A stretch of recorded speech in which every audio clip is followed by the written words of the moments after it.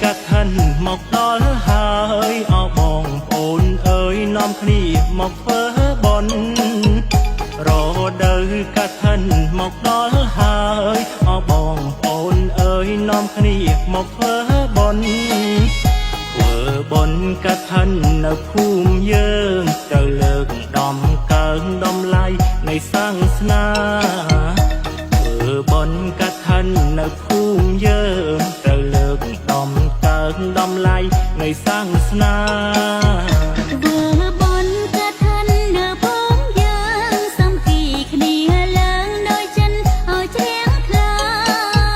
ធ្វើបុណ្យកាត់thânនៅភូមិយើងសាមគ្គីគ្នាឡើងដោយចិនឲ្យជ្រះថ្លាមានត្រីជីវរនិងបរិក្ខារដឹងហើយត្រៀមត្រាប់កាប់ញីទាំងឡាយ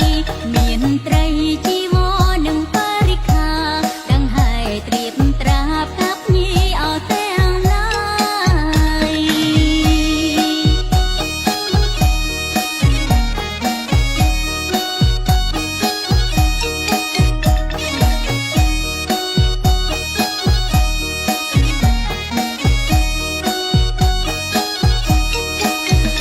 ដើម្បីជាស្ពានឆ្លងភពបីជាទានដ៏ប្រពៃចូលកុំអសោកស្ដា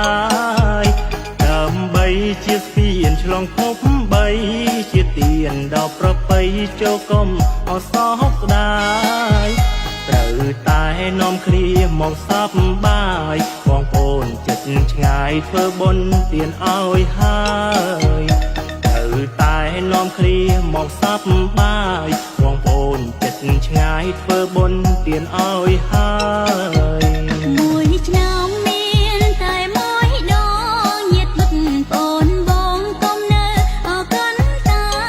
យមួយឆ្នាំមានតែមួយដងញាតិមិត្តបងបងកុំនៅអកនតាយអបអរសាទរអបបងប្អូនហើយបន្តាំងឋាននេះហើយអានេះសង្គ្រាមប្រការអបអរសាទរអបបងប្អូនហើយបន្តាំងឋាននេះហើយអានេះសង្គ្រាមប្រការ